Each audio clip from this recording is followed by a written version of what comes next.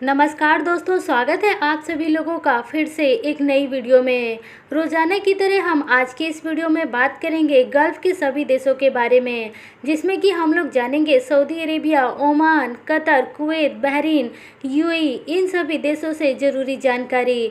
लेकिन सबसे ज़रूरी और सबसे खास खबर है सऊदी अरेबिया को लेकर।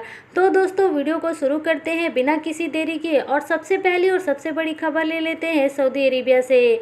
सऊदी अरेबिया से पहली जो खबर आ रही है उसके अनुसार अब जो लोग भी सऊदी अरेबिया में वैक्सीन लगवा चुके हैं उन सभी लोगों को सऊदी अरेबिया में कई तरीके की छूट मिलने वाली है।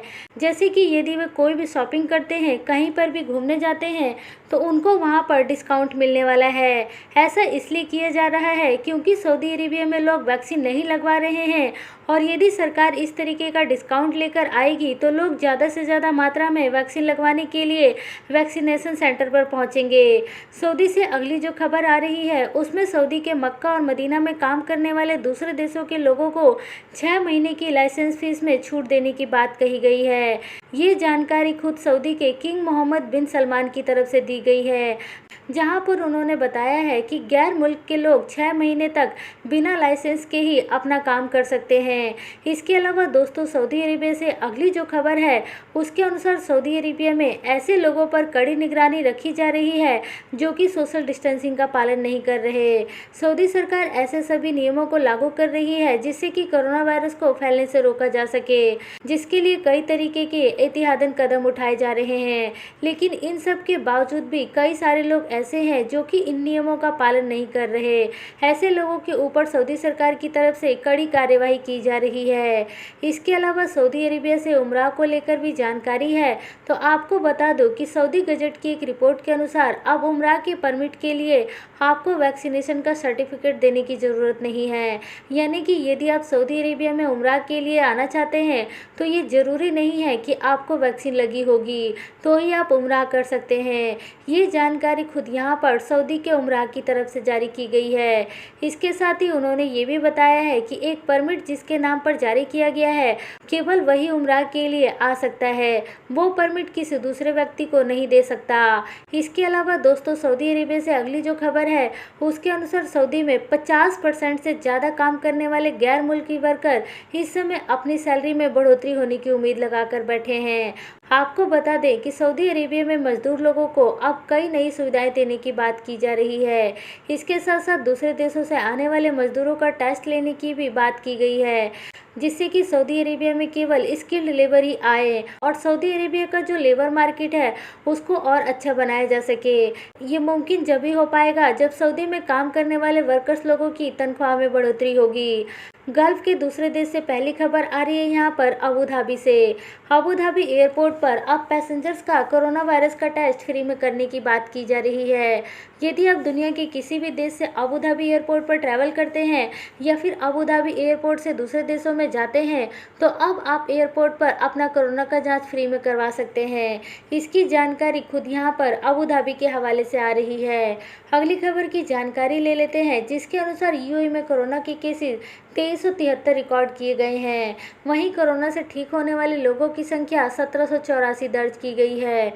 इस समय यूएई में एक्टिव कोरोना के केसेस 17,927 है। इसके अलावा यूएई में कोरोना के केसेस दिन प्रतिदिन कम होते जा रहे हैं। इसी को देखते हुए ही यहाँ पर कई सूत्रों से ऐसी जानकारी मिल रही है कि हो सकता है कि यूएई में जब कोरोना के केसेस कम हो रहे हैं तो सऊदी अरेबिया यूएई से अपनी उड़ानों को चालू करने की जल्दी से जल्दी अनाउंसमेंट कर दे। अगली जानकारी में कतर से सबसे पहले कोरोना को लेकर अपडेट ले लेते हैं। बीते कल कतर में नए कोरोना के केसेस 471 देखे गए हैं और वहीं कोरोना से ठीक होने वाले लोगों की संख्या 313 रिकॉर्ड की गई है। बात करें कतर में एक्टिव कोरोना के केसेस कितने हैं तो उनकी संख्या 11,012 के आसपास बताई जा रही है।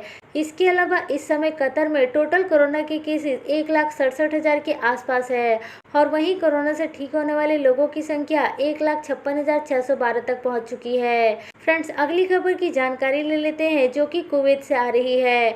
कुवैत के बारे में आपको बता दें कि बीते कल कुवैत में कोरोना के केसेस 1157 देखे गए हैं और वहीं कोरोना से ठीक होने वाले लोगों की संख्या 1045 दर्ज की गई है। इसके अलावा कुवैत में एक्टिव कोरोना के केसेस जो है वो 13,743 दर्ज की गई है।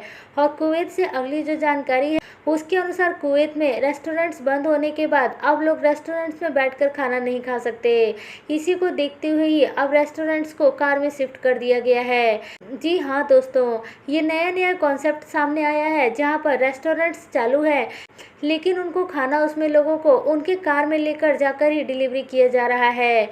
आपको बता दें कि जैसे कि आपको फोटो में भी दिख रहा होगा, यहाँ पर कुवैत में लॉकडाउन लगने के कारण और रेस्टोरेंट्स और होटल्स में सरकार के द्वारा रिस्ट्रिक्शन लगने के कारण लोग होटल या रेस्टोरेंट्स में बैठकर खाना नहीं खा सकते। यही कारण है कि अब उनको उनके कार में ही जाकर ये खाना दिया जा रहा है। इसके अलावा अगली जो खबर आ रही है उसके अनुसार कुवैत की सरकार 600 गैर मुल्क के टीचर की सैलरी बंद कर दी है। आपको बता दें कि लॉकडाउन लगने के कारण सभी लोग अपने कामों पर नहीं जा रहे हैं और स्कूल बंद है, जिस कारण से अब कुवैत की सरकार इन लोगों की सैलरी भी बंद कर रही है। इसकी संख्या तकरीबन 600 बताई जा रही है जो कि दूसरे देश से कुवैत में टीचर आए हुए थे, लेकिन अब इनके पास कोई भी काम नहीं बचा है। इसके अलावा दोस्तों, कुवैत में इस समय नाइट कर्फ्यू चल रहा है जहां पर शाम के 5 बजे से लेकर सुबह के 5 बजे तक पूरे तरीके से सब कुछ लॉकडाउन लगा रहेगा। ऐसे समय में जो लोग भी इन नियमों का पालन नहीं कर रहे हैं तो उनको यहां पर पेनल्टी लगाई जा रही है और कड़ी कार्यवाही भी की जा रही है। बीते कल भी 11 कुवैती और 7 गैर मुल्की लोगों को गिरफ्तार किया गया जो कि कर्फ्यू को तोड़ते हुए पकड़े गए हैं। गल्फ से अगली जानकारी बहरीन से आ रही है। बहरीन में बीते कल कोरोना के केसेस में बढ़ोतरी देखने को मिली है और बहरीन में कोरोना के केसेस 653 रिकॉर्ड किए गए हैं। इसके अलावा 718 लोग कोरोना से ठीक होकर भी बाहर आ चुके हैं।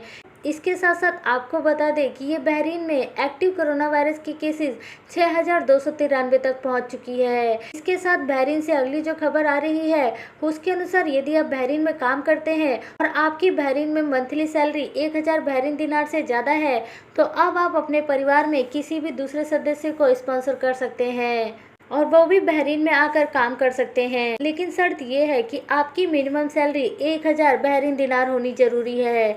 इसके अलावा इसमें जो नया बदलाव है वो यही बदलाव है कि जो नया ऑफर आएगा उस पैसेंजर्स का अब उसकी उम्र कम से कम 24 बरस की होनी चाहिए।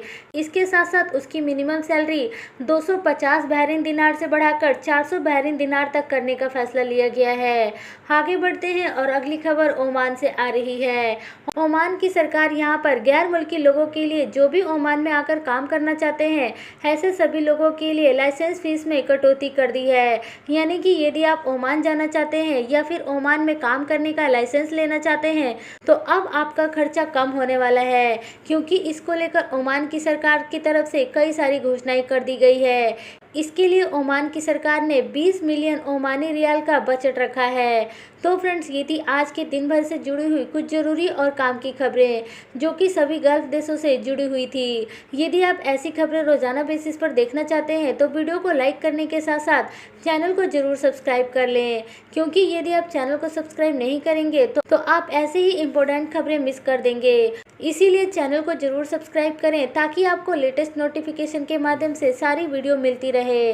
फ्रेंड्स, सोशल मीडिया अकाउंट्स का लिंक आपको वीडियो के डिस्क्रिप्शन बॉक्स में मिल जाएगा, वहां पर भी जाकर आप हमें फॉलो कर सकते हैं।